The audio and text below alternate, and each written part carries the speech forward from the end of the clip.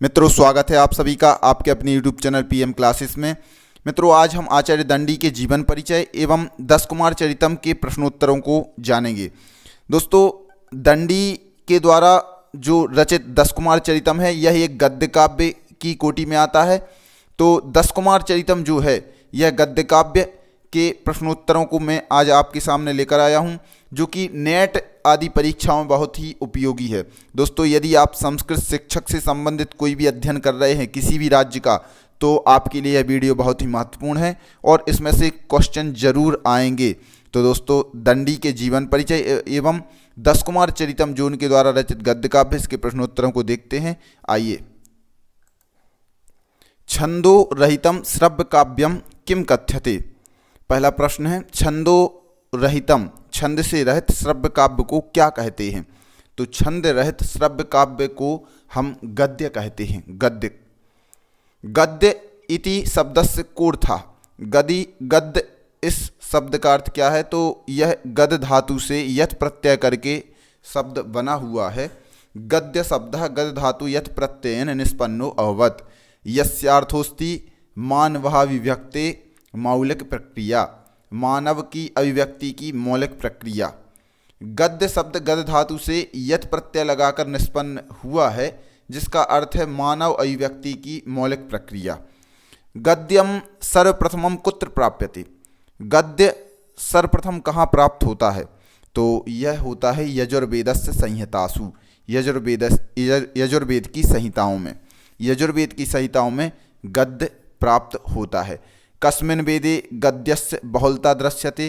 किस वेद में गद्य की बहुलता दिखाई देती है? तो वह है अथर्ववेद। अथर्ववेद में गद्य की बहुलता है। गंधो की जगह बंधोज्झितम है। व्रत बंधोज्झितम काव्यम गद्यम इति गद्यस्य परिभाषा केन प्रदत्ता। व्रत बंधोज्झितम काव्यम, व्रत बंध से जो उज्झित मतलब रहित काव्य होता है वह गद्य कहलाता है। यह परिभाषा आचार्य विश्वनाथ ने साहित्य दर्पण में दी है। गद्यः केन मुक्तो भवति। गद्य किससे मुक्त होता है? तो गद्य जो मुक्त होता है वह पद्य बंधनेन, पद्य के बंधन से। व्रत बंधोज्झितम, यह जो इसका अर्थ यही है कि व्रत मतलब जो छंद होते हैं उसके बंधन से रहित होता है। पद्य बंधनेन रहितम, पद्य बंधन से रहित।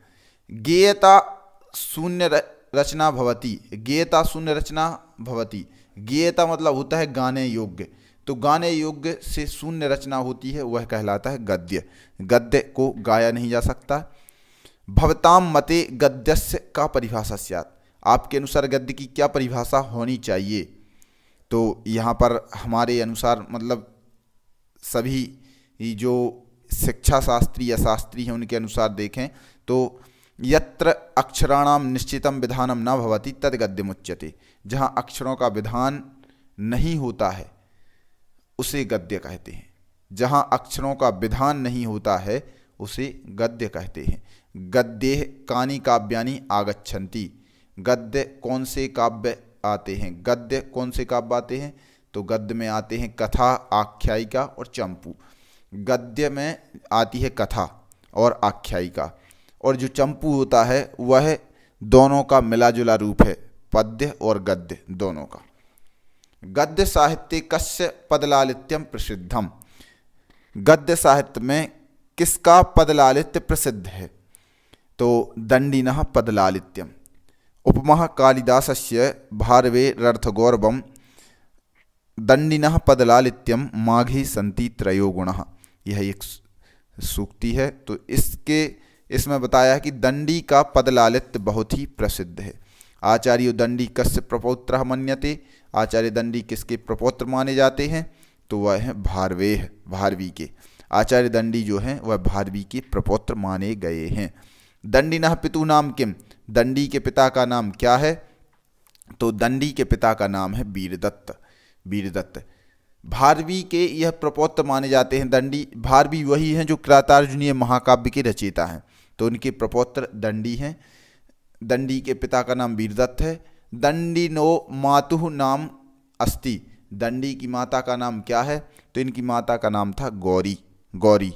वीरदत्त पिता का नाम और माता का नाम गौरी। यह दोस्तों याद रखना है बहुत ही। नेक्स्ट क्वेश्चन है दंडिनो समयो मन्यते।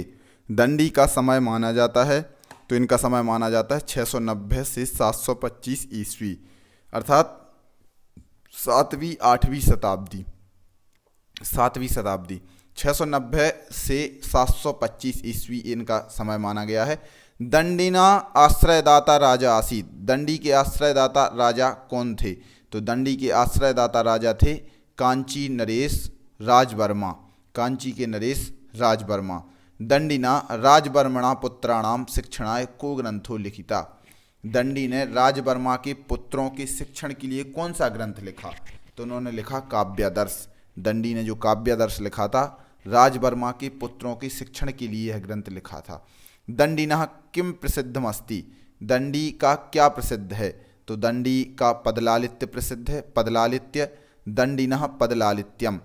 दंडी पदलालित्य में प्रसिद्ध हैं, अर्थात किसी पद को यह बहुत ही सुंदर बना देते हैं, यह कहलाता है पद का लालित्य। मतलब किसी भी पद्य की कोई गद्य की कोई लाइन है तो उसको बहुत ही सुंदर अलंकारिक ढंग से प्रस्तुत करना, तो वह कहलाता है पद लालित्य।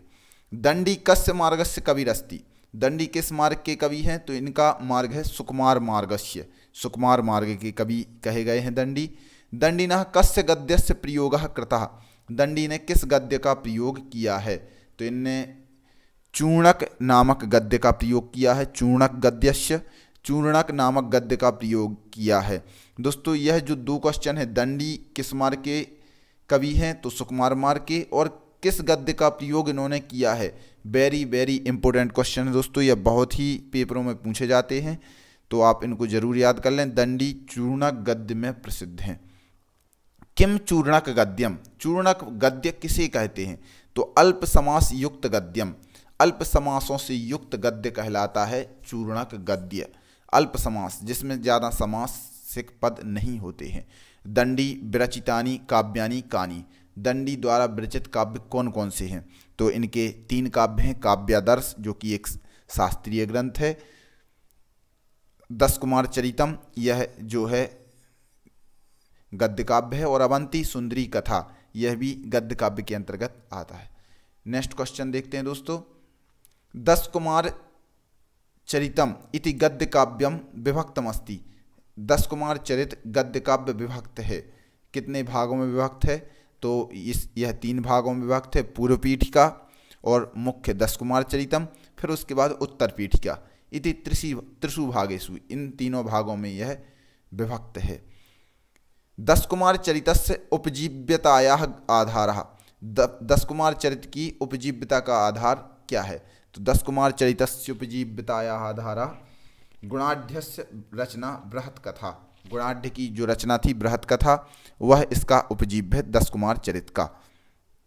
10 कुमार चरिते उच्छ्वासानां संख्यास्ति। 10 कुमार चरित में उच्छ्वासों की संख्या कितनी है? तो 10 कुमार चरित में उच्छ्वासों की संख्या है 8 अष्ट। 10 कुमार चरिते प्रधान रसः अस्ति।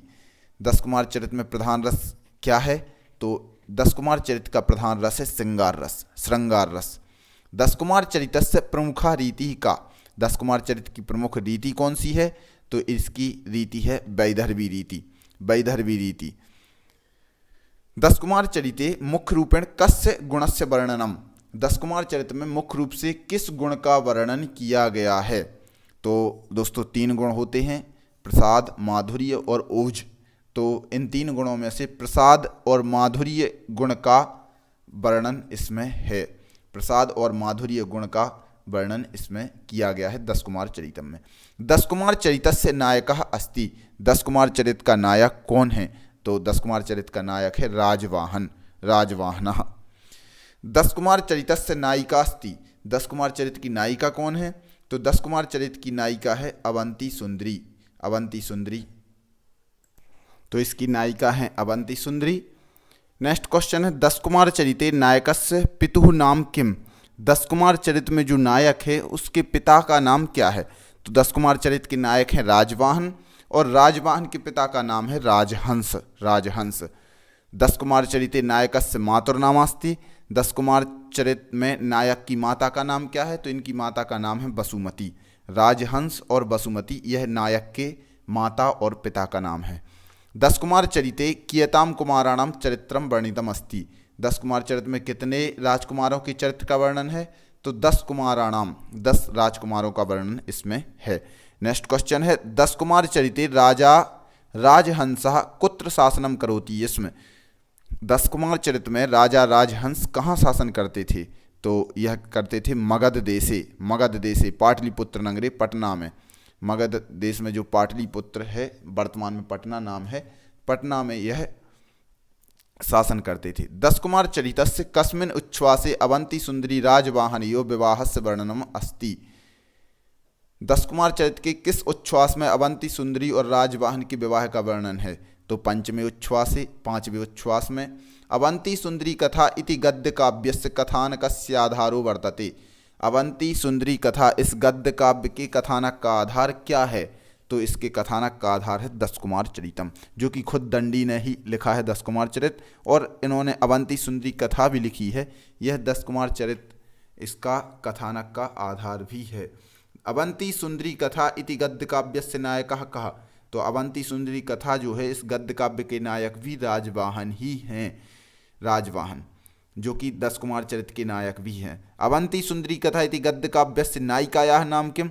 तो अवंती सुंदरी कथा गद्य काव्य की नायिका का नाम खुद अवंती सुंदरी है। और यह जो कथा है अवंती सुंदरी कथा, यह अवंती सुंदरी नायिका के नाम पर ही यह नामकरण किया गया है। अवंती सुंदरी कथा या शैली कीदृशी। अवंती सुंदरी कथा की शैली कैसी है? तो इस अवंती सुंदरी कथा की शैली है बहुत ही प्रौढ़, इसलिए प्रौढ़ा शैली में यह लिखी गई है। नेक्स्ट क्वेश्चन है दंडिनः काव्यशास्त्रीय ग्रंथे काव्यादर्शे परिच्छेदानां संख्यास्ति। दंडी के काव्यशास्त्रीय ग्रंथ काव्यादर्श में परिच्छेदों की संख्या कितनी है? तो इसमें परिच्छेदों की संख्या है 3। दंडी के काव्यशास्त्रीय ग्रंथ जो काव्यादर्श है, इसमें परिच्छेद हैं 3, तो 3 परिच्छेद इसमें है। इस प्रकार दोस्तों मैंने दंडी के बारे में, जीवन परिचय के बारे में एवं उनकी कृतियों का सामान्य परिचय आपके लिए बताया। दोस्तों वीडियो कैसी लगी कमेंट बॉक्स में जाकर के ज़रूर बताएं। और दोस्तों हमारे चैनल को अभी तक आपने सब्सक्राइब नहीं किया है तो प्लीज़ सब्सक्राइब कर लें। सब्सक्राइब करने के लिए ऐसा सब्सक्राइब लिखा आ रहा होगा, आप उस सब्सक्राइब के बटन को प्रेस करें और बेल आइकन को भी जरूर दबाएं, जिससे हमारे वीडियो आप तक नोटिफिकेशन के माध्यम से पहुंच सकें। तो दोस्तों आप हमारे ऐसे ही वीडियो देखते रहें। नमस्कार।